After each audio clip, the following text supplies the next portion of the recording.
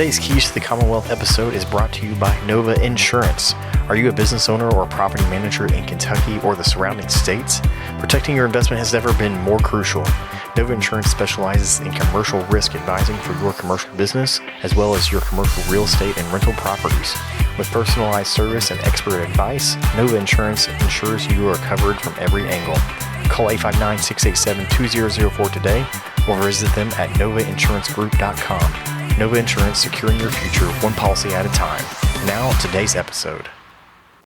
Welcome back, everybody, to another Keys to the Commonwealth episode. Landry Fields here, excited for today's topic. As an entrepreneur at heart, I would say with this guy, I've seen him for a while on some social medias, different aspects of what's going on in Lexington, which we'll definitely get into. But without further ado, I want to introduce Jeremy Delk to the Keys to the Commonwealth podcast today. Jeremy, thanks for coming on, man. Thanks for having me. Excited to be here. Absolutely. So like we start after every episode, jump back in the DeLorean, which I don't know if you have one, you might, because that could play into some of the stuff you're into. But how did you get to where you are? Where are you from? You know, like I think born and raised in Kentucky in that sense. And how'd you get to where you are today? Yeah, I mean, long story and a very windy road. I wrote a book called Without a Plan, and that's basically how I did it with with no clue how I was going to get there. That's so true, though, really, right? Yeah, just started to go. But yeah, I grew up in Bardstown, about an hour away from here, small town, and loved the small town environment. Always wanted to kind of this drive and mission to kind of do more, see more, and be more. It led me to go away for school. So I went to school in Providence, Rhode Island. And then I had started day trading in high school, which was kind of fun. And that led me into my first career. I ended up making some good money during a super bullish market. So I took like 30 grand that my father left me for an inheritance, grew that to about $2 million. There you go. And then managed to blow that in 4 days, which was awesome in the market, with understanding margin calls and leverage and stuff that every 20-year-old should know. And I kind of wish I would have learned more of that. Yeah. Now I'm like, I don't know if I should. Yeah. Well, when you got a little more responsibility, sometimes maybe you're not as for sure. bullish, you know. And no, I mean, I was just young and dumb, and I think, but it was one of the best things that ever happened. Not losing $2 million, but in that perspective, I think to have that, it was devastating into the world. I felt like the biggest failure, but to your point, like what's the worst that could happen? Like I could have went home with my mom, right? I didn't have kids at that time, whatever. So, taking those risks early was something that's cool. But that led me to a career on Wall Street.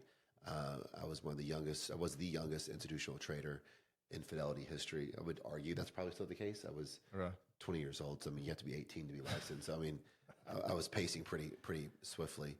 And that was great. I mean, that kind of got me to one of my first dreams, which was kind of, working in New York City. So I went from Boston to Wall Street and loved it. And that was my, short but successful career. And, I guess the commercial world and, working for someone else. And then I went out on my own when I was 22 and started Delk Enterprises. So it's about 22 years in the making.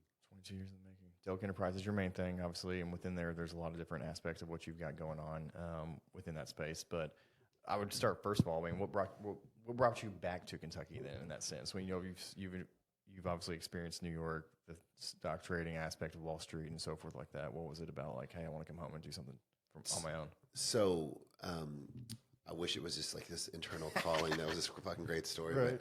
But, again, just about the book, just without just one step leads to another step. That's why I'm just a big guy that just say yes to things, right? Especially when you're younger, because you don't always know where it's going to be, and people have these 100-point plans that never go that way anyway. I just taking those steps forward. But it happened two things. One, my brother's 5 years younger than me.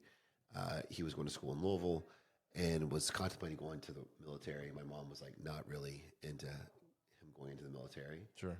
My grandfather had a business in Nicholasville. It was a fence building material distribution business.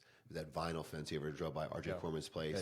All that. So have you ever seen like privacy fence, all that? He was probably one of the first ones to start doing that with a company out of Arkansas called Buff Tech.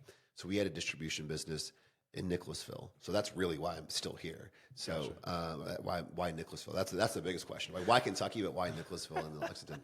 So I bought that business, which was a fence business, which came with maybe an acre of land. right off the Nicholasville Road. And I bought that company for my brother to not go to the military. And then I started dating a girl from back home. And one thing obviously progresses, and all my buddies in New York were getting married. Seemed like the right logical thing to do was to get married. And so I started flipping. I was spending 3 or 4 days in Kentucky and majority time in New York, and then that slowly started to become half and half. Okay, and then to the majority time in Kentucky. So it was a gradual thing, not necessarily But then when I'm here, I love Kentucky. I love it more now than ever. That's a great point, because it took me traveling to appreciate what we had here. Honestly, I don't know if that was the same way with you or what you're talking about there. Well, just I was scared. Obviously I was high school was great, but I fucking grew up in a super small town, right? So it wasn't that hard to be kind of popular, cool. The girls were great. I mean, like it was cool, but there was nothing there that kind of stimulated me. So New York, I didn't know what I wanted there, but I just saw you have Sinatra said, if you can make it there, you can make it anywhere, and that was just something that was driving me, and I thrived there. I think I thrived. I came back from losing a bunch of money, got myself on my feet, started my own company in New York. I was living in Chelsea. I mean, I was living the dream, and that confidence from picking myself back up and proving to myself that I could do it, I attribute a lot of that. I attributed then, and maybe less now, but a lot then, to New York. And just that vibe. If anyone's ever been there, even if you're on a visit, there's an energy about the city.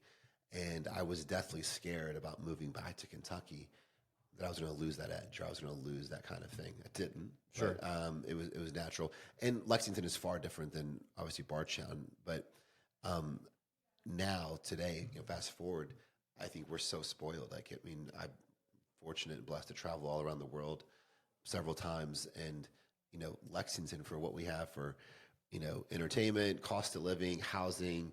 My friends from New York come, like, what the fuck am I doing here? Right? Why should I? I'm like, you can choose where you live. But I mean, it's unreal. It's a great town, and Lexington. I think that we're just getting started. I think the future is so bright for our city. I mean, to the point, I've got friends that are coming to Lexington here later this fall, and I'm telling them, they're like, when should we come? I'm like, October, because for me, October, football, the trees, the gorge, horse racing, it doesn't get any better than that. And so they're coming, never been in the state of Kentucky, so I'm super excited. And I think 5 years ago, if you would have said, hey, somebody that you don't, never been to Kentucky, what do you do? I'd be like, I don't know what we're going to do, type of scenario. So to that point, it's changed a lot. I think the upside is huge in Kentucky in that sense, especially with the industries we've got going on. And so moving and outside of that, I mean, you started obviously exploring other options, you got into real estate at certain points and stuff like that. You've gotten into exotic cars, and that's something that maybe it's there, but it's coming that you're kind of creating right now as well. So what are you kind of working on right now in this sense, as far as entrepreneurship? Because you're probably like me, where you're always thinking something new. I love learning. I think that's the biggest piece for me, and that's why I love going into new industries and new businesses. I've had some pretty decent success within healthcare and healthcare businesses. Okay. So we had animal health business, pharmacy business. We were invested in this diagnostic company that's local. That's actually going to be in the Kardashians tomorrow. So some cool stuff that I think has afforded me a lot of opportunities to make some money, but see the world, make some fabulous connections, and I think be a part of something bigger. So those have been big investment stuff that have kind of helped pave the way. Even though I've been in business for 22 years, I kind of tell myself that, I'm this one trick pony, because I just keep on just making these big licks. But I love real estate. So whenever I never have cash, never have money, I just, go through and get a big deal, and I'm always deploying that into a deal. Yeah. Drives my wife fucking crazy. Right. But, I look at real estate. And look at it. I mean, it's happened. Global pandemic. You know what still paid me? My real estate still paid me, right? Yeah. Even though we had businesses that were still considered, what do they call it? Not critical, but mandatory. They had the mandatory status. So businesses still ran as well. But real estate, there's not any real estate that I know of in the world that's cheaper today than it was 5 years ago, right? And 100%. So that's always been that safety thing of I go through and use my business acumen to go and make some money, right? Get a couple $1 million here, whatever, and then take that. And usually by the time the money's coming in, I've already got it sent out to a deal, to a Sure. real estate thing, which is great because that's something I enjoy, that creative piece. That's why I left Wall Street. Besides money, I wasn't making anything. So I love taking something from an idea to seeing it there. I love that in businesses. I love it in real estate. I love it. That is really my big enjoyment. Yeah. Money obviously comes from some of those things, but it's more of like just the creativity and this project downtown, the Vine. Like I love it. Like everyone's like so thrilled about it. Dude, that building was for sale for 4 fucking years. Yeah. Because I wanted to talk about that because I think it was it's been a year or more ago when obviously since 2020 where it was clear that like office space was just going to be changed forever probably with either maybe you're hybrid, maybe you're just full-time work from home. The idea of office space is still going to be needed, but maybe not at the level that it used to be or something like that. And so I was like, you've got all these office buildings. We've got, in Lexington especially, as you know, we've got a lot of shortage of just opportunity for housing and so forth, just because of the urban service boundary, the population and so forth. There's nothing to build. So I was like, why can't we just start taking some of these office buildings and converting them? I've learned that that's in so much larger feet with regarding plumbing and all this other stuff than, on the surface it may seem. You obviously can speak a lot more to that. And so basically, in general, the Vine project, I don't know if you want to give the website, go ahead type of scenario. But it was an office building that was for sale, and then we're converting it into basically luxury condo scenarios. Is that correct? And it was everyone's like, oh, that's such a great idea, but it's not. I mean, I'm not the first person with the idea, right? I mean, there's 1,600 conversions going on in New York City right now. Is there really? Yeah. So there's some simple kind of math to it, right? I mean, prime Class A office space is usually in good markets, right? So it's already got the great location. What the Greers did, and the Webbs right across the street with City Center is just, I mean, such an asset for our city. You got the park coming downtown here next year, which I just saw. Yeah, the park. They're awesome. they're redoing the park right across from Ruby's as well. Yeah, was it Pinnacle Park? I think. But that's one. I mean, it's really something special. But you've got City Center, Ruby's, just a great little central hub within the city, and I've got real estate now right across the street from it. Yeah, and what we paid per square foot has allowed us to really make a cool product. I think I think our acquisition was around $70 a square foot. Like you couldn't put the steel up for that, right? And that's including the that's dirt. Crazy. Right? So it's allowing us to put hundreds and hundreds of dollars into interior fit outs that are just unbelievable. Like $100 per square foot compared to that. Yeah. I mean millions and millions of dollars of what we're doing to it. And so I don't know that I'm ever as the Greers and Webbs have like really shaped this city, and I think all of us owe a lot to those guys because we've reaped the benefits and the values of the real estate. I mean, look what's going on with the fountains up here. I mean, it's great. So I don't have aspirations nor ever plan to ever be into their world. But for me, I love the city so much, and I just want to do cool stuff. Yeah. And I want to cool. So I would like to have a cool, condo downtown, right? So like, let me go through. And I think, and the idea was, maybe other people do, and we've been selling things that aren't even on the market, because it seems like right now it looks like we were right that there's a huge want to be down there. But the Vine's a great idea or a great example of you don't exactly know. Like we were gonna buy it, stabilize it. We're going to keep 2 floors commercial there. How's that work usually? Lower floors type of scenario? No, well, one's an existing tenant that I think they're planning on keeping. They're a great tenant. So like for me, I'm not married to it has to be this or has to be that. I'm looking at it as it's a real estate thing. I'll always own that building. My kids will own it. So we want rental income. The condo units are going to have an Airbnb like condo hotel aspect to it that we'll be able to manage for people, so you can get income off of your unit. So we're going to make margin and income off of this as well. So it's an income play. So if it's a transient tenant that's coming in for a game, or if it's a great financial services firm that's there paying rent, the income we don't really kind of get separated. There's a perfect timing too, as obviously Lexington is, or at least downtown Lexington is trying to incentivize a community or living downtown type of scenario. And as you know, that was not the case 10 years ago, where no one really wanted to live downtown. Yeah. Type of scenario. No, for sure. So we'll see. So that project is really exciting. We modeled it to go floor by floor, and kind of take our time with it. Okay. I was going to ask when's the first one supposed to be. So that's all out the window now. Like we're going full forward with the building. So we closed on the building late October of last year. Yep. We've got cabinets going in next week, in the first 5 units that are all sold out. So we'll deliver those late August. So less than a year, a complete conversion of those first 5.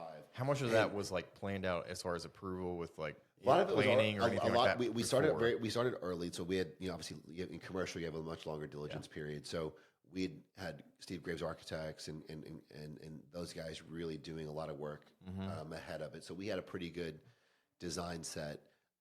We'd worked very closely with the city, and the city's been great. So was it already zoned to be able to accommodate that, or was it B2? So you can do whatever you want. Okay, it was B2 right? then. So there was no need to do that. Perfect. So we timed it up that literally when we closed, an hour later, there were sledgehammers rolling and knocking it down. So we didn't miss a beat. And then now we've pre-sold units on 4. 3 we're keeping commercial. We've sold units on 4. 5 is sold out. 6 we're going to keep commercial. 7 and 8 is all sold out. So we'll start. The plan. How many floors is it? 9 stories. 9 stories. 7. 2 are parking though. So the plan will be completely sold out and closed by hopefully January of next year. Gotcha. We killed 3 condos on the 9th floor.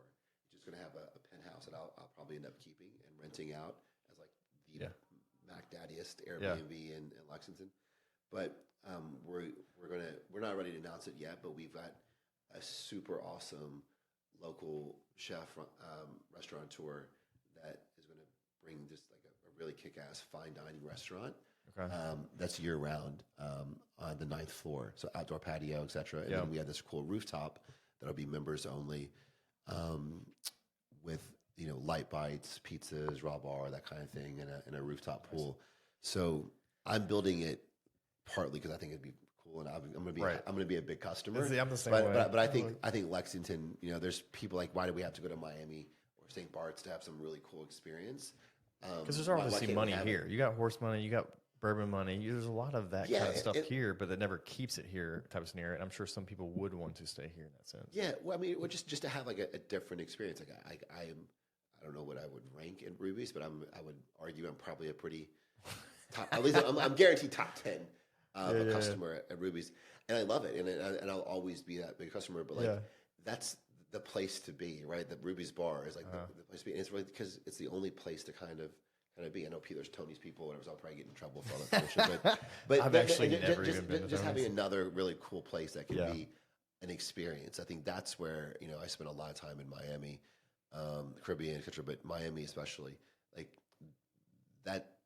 It's experiential dining, right? I mean, it's good food, good service is a must. Like that's if you don't have that, you have nothing. But having just that cool experience, that cool vibe where you go back through, you hear a song. Luffman, actually, you mentioned he was on here on things. So we went to St. Bart's together once, just our wives, and then the group's kind of grown a little bit. I think we're going back in January.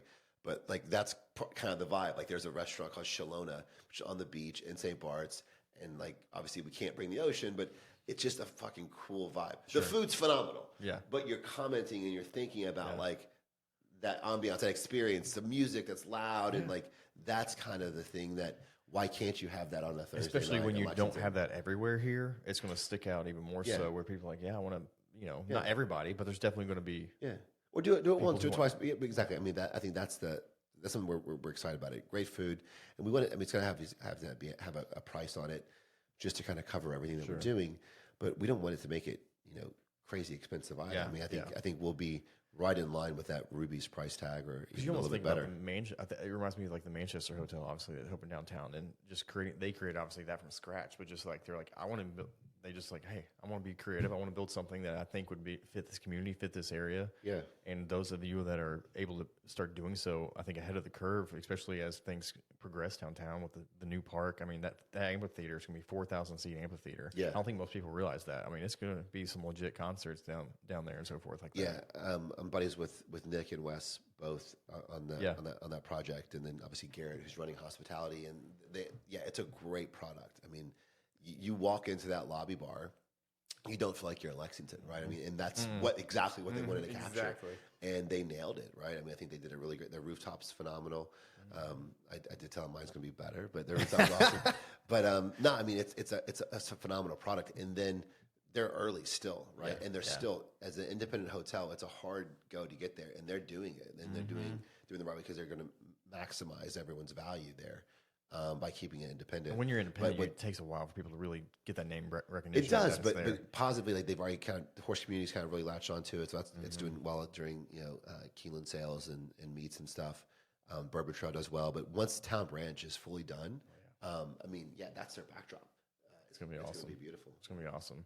So then you also got the Lexington Exotics with cars, so I'm assuming you're a car guy then at that point. So like, how'd you get, so explain what that is, how did you get into it? I think it's recently opened, or there's some things opening with it, with some membership stuff and so forth. Yeah, so that's like a super passion project. It's not necessarily a business more than a hobby, but yeah, I love cars. My kids, or my son's a big car guy. He's probably a bigger car guy than I am.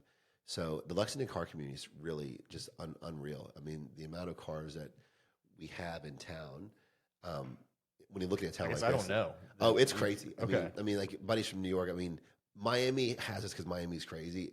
LA, Newport Beach, but like I would rival our car community with big cities all day long. I mean, really, I guess maybe it seems like it's hidden to me. Then, like, where has this been happening? Where is that? Well, I mean, like this guy, Jamie Wexler, and there's a couple Cars and Coffee, but Jamie does the Cars and Coffee first Saturday of every month at the Southland Church over on Richmond Road. Yeah. There's, 1,000 cars that show up there. It's unreal, like crazy amount of cars that kind of pop up.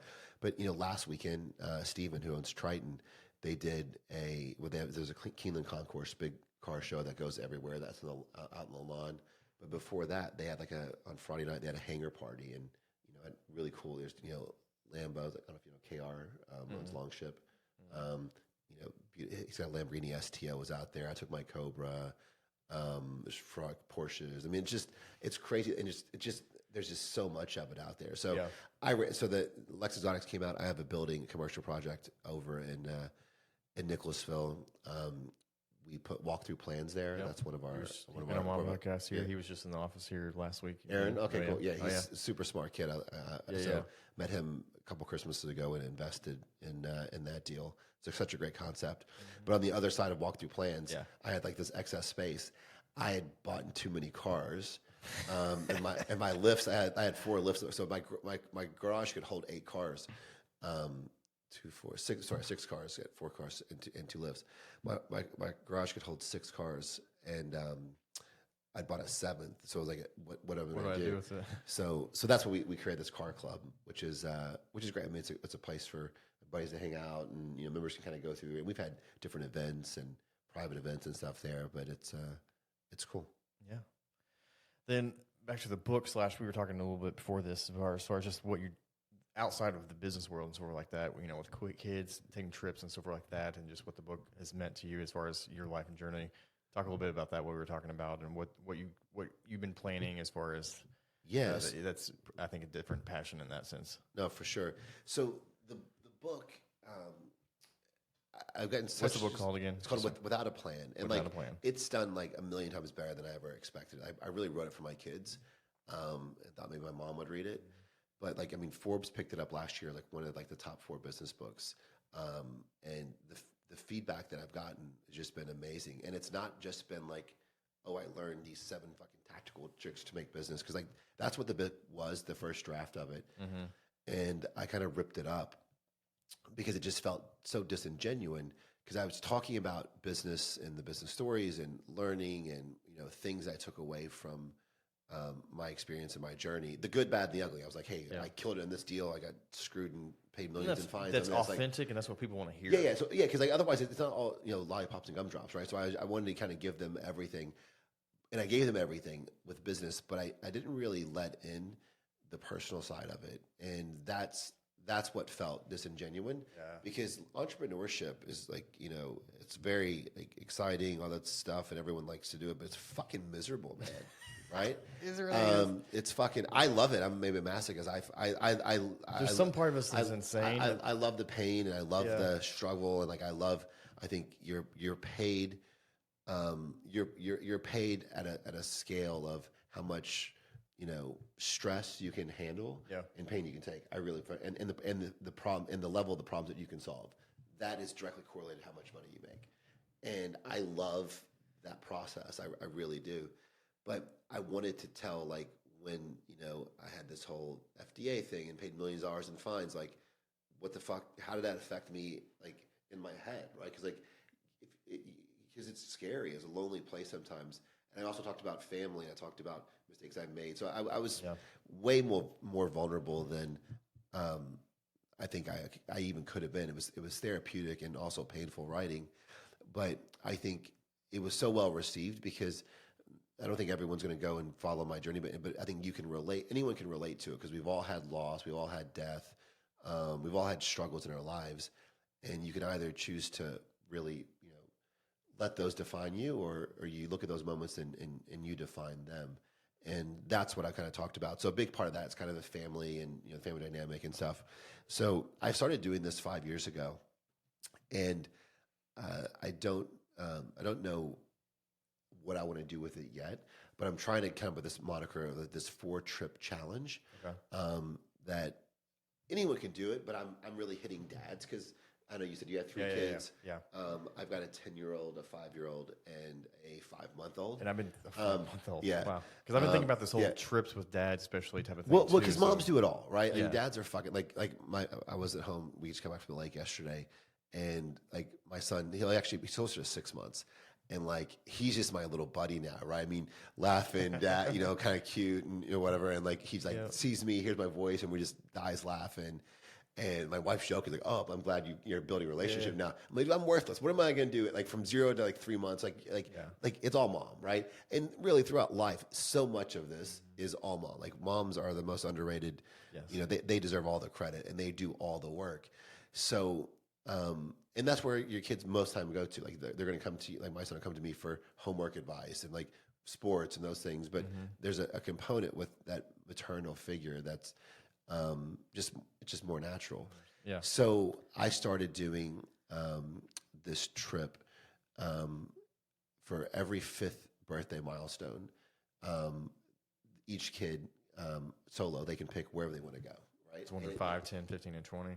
Exactly. So that's that's the whole. The idea that is this. Cause I didn't think of it. I was like, how do I explain this? And because it's very long winded. But the idea is this 4-trip challenge. Yeah. Is that you get 4 massive, and they don't have to be expensive or extravagant or anything, but you just get 4 solo trips with each kid.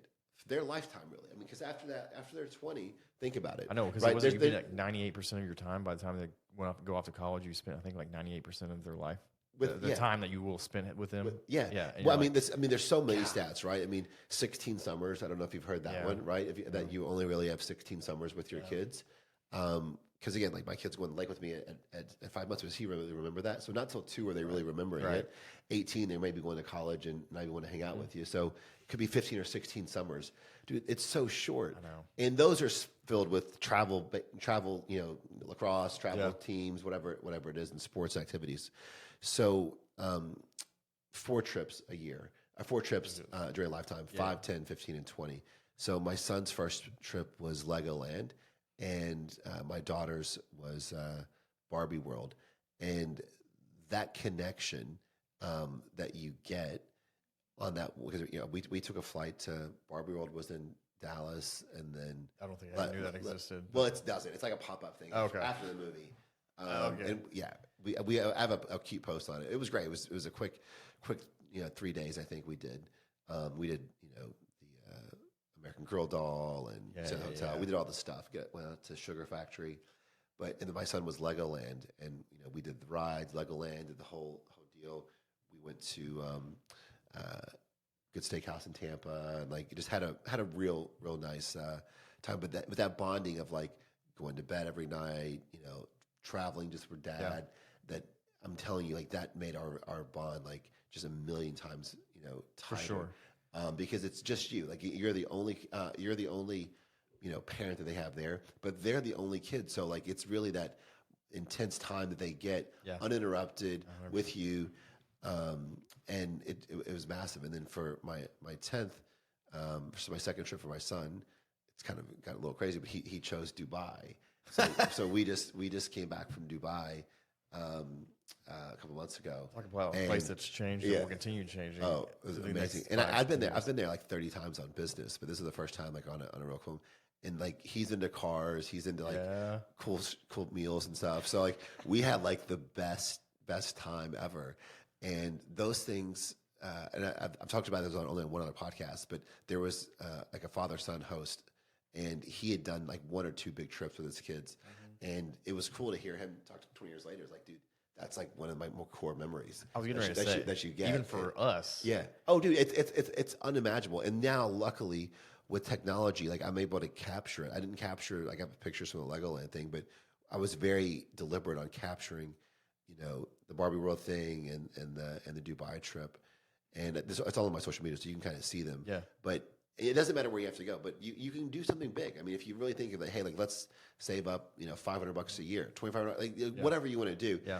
And they can kind of go through and pick. And dude, at 15, who could it be? Like my son right now is loving the lake life and fishing. It could just be a fishing trip. I mean, they change as we all do. Their interests change and whatever. But it's that core That's piece. That's gonna be a lifetime, though. Yeah. So it's like, and then what that leads to is like my daughter. Like, do you ever? You have a daughter and then two boys. So do you ever do the father-daughter dance? As soon as I could. Dude, I get this year I went twice, right? And I'm telling you, like that. Yeah. I'm probably in trouble, but I let her sit in the front seat with me. We have like she's in a booster and like holding hand. I mean, it's the cutest fucking and thing back ever. To the amount of time we have with them, like the year that we were not able to do those things, I was like, nope. I'm still doing it. We're figuring this out. I have an uncle that owns a wedding farm. Yeah. And I was like, it was pre-season. I was like, do you mind if I use the wedding farm? And I invited like tons of like clients, family, so like, hey, it's outdoors in a barn. We're still having this thing. I'm not skipping a year type of scenario. So yeah. No, it's great, but then it makes them want that more. Like my daughter literally said something to me the other day, like, "Well, when are we going to Florida?" I'm like, "Baby, it's like I can't control it, but it's coming up soon." But my son was at lacrosse camp, and he was away, so it was just our baby, and then it was just her. She's like, "I want to have a date," and I'm like, "Okay, let's go." So like it was like a Tuesday night. I think we've done several date nights like that, which is so cute. Hard. Like you have to be intentional because it's so easy to like it fall off the schedule. I'm trying so hard to like keep that, even those small things on the schedule right now. But with sports and travel and like that. And again, we grind, we take chances, et cetera, and work in entrepreneur wise. But it's all for me. It's all for that type of scenario in general. And I don't want to sit there and just like save, and do all the stuff for when I'm 65 and never have enjoyed and skipped out on all this stuff. I'm like, I can use some money here for this. I can use for a trip for things that'll be more of like a memory scenario than anything. For sure. Like, well, who cares if I have a little less money in my retirement or something like that? Like, I'm still going to bet on myself and know I can still grind. No, for sure. There's a friend of mine I met down in the islands at Branson's place. He wrote a book that I recommend so hard to everyone. It's called Die with Zero, Bill Perkins. Die with Zero? Die with Zero. Yeah. And I love to tell like my financial buddies about it because they're like, this is a fucking absolute worst thing ever. But the idea is, he calls these things, memory dividends, right? No matter how much money you have, like you hit terminal cancer or you hit something, right? Like there's no amount of money that's ever going to save you. But it changed my whole perspective on trust and estate planning, et cetera. And that, hey, if are your parents still alive or, okay, how old are you?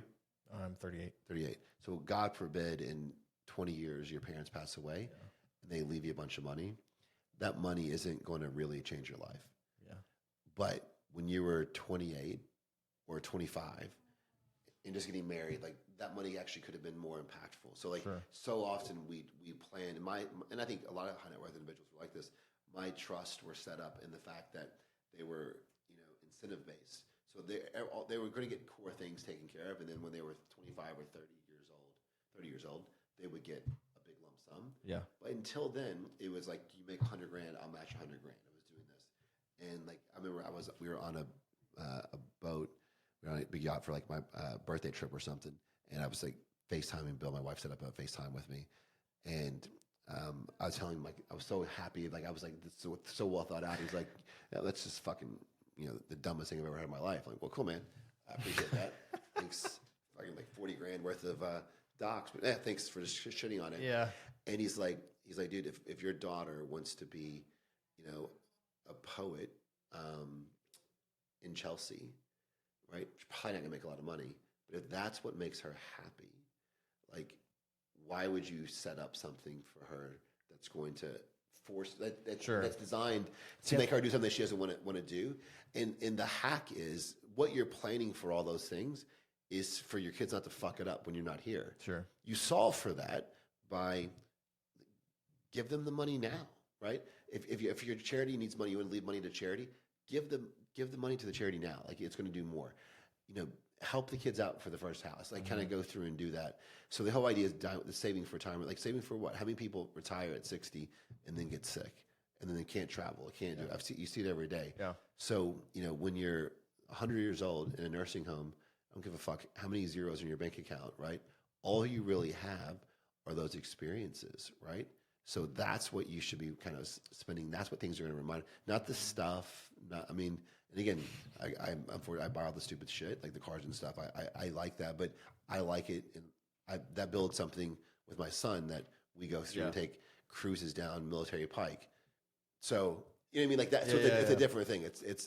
I think there's a healthy balance too, because like there was an inept aspect of that we learned just from the hustle, the grind, and the drive that is sometimes missed if I was just handed everything, right?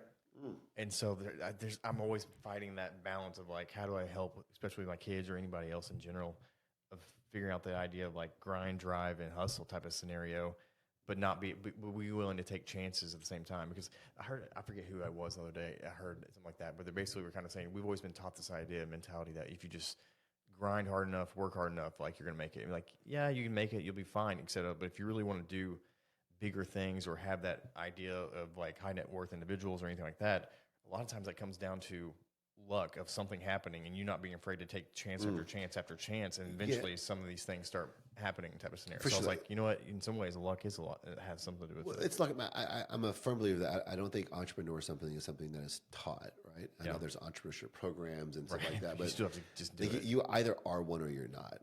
I'm sorry, I'm controversial maybe, but like my brother has got a great job. He's a VP at one of the companies I've sold since, but he's still there, makes good money. He's the most risk adverse person in the world, but very happy. Like, so who's got it wrong? Yeah. We grew up in the same environment. I was a little bit older when our dad died, so I think maybe there's some attribution to that. But you are who you are, and that's the same for yourself as for your kids. Yeah. And I think I struggled with that early on. Like with my first son, like saying like he's gonna take over Delk Enterprises and he's gonna fucking be this hard charging thing. Yeah. He may be, but he may not. And I think it's more likely that he's not going to be, right? Because he's growing up way different than I am. And it took me some time to think. And Luffman and I actually have these conversations. Like I think that's everyone's biggest fear. Like, how do we not raise fuck ups, right? How do we not raise little asshole kids? Yeah. And so far, I think we're doing a good job. Like, he's all the kids are kind and thoughtful, and like that's what you want them to be. But I don't know that they're going to be a carbon copy of you, and I think you got to accept that. Yeah. And I think you got to like, hey, whatever makes them happy. And it's not just getting the house to be a house. Like, are they working hard in school? Are they doing something? Are they a good person? All those things. Right. Like, I think kind of being there to help them out. That's what your job is for, to kind of get them on their feet, I think. I appreciate, I don't want to keep too much of your time, but if anybody wants to find that book, follow you on social media, websites, or anything like that, where can they find you on those things? It's jeremydelk.com, Jeremy S. Delk on all socials, and the book's on Amazon. Yeah. It's on Audible, anywhere, bookstores. Perfect. Jeremy, I appreciate the time. I'm excited we had this conversation, a lot of cool things to come out of it and things to think about, especially I think the fatherhood stuff. I'm glad we talked a little bit more about that, because I think that's obviously a part of me that's growing a lot, being a father myself with 3 young kids. And at the end of the day, we talk about all the business stuff we want, but really that's what matters. Yeah, that's what it's for. Absolutely. I appreciate the time. We'll see everybody next week on another episode of the Keys to the Commonwealth podcast. Thanks, Jeremy. Thanks.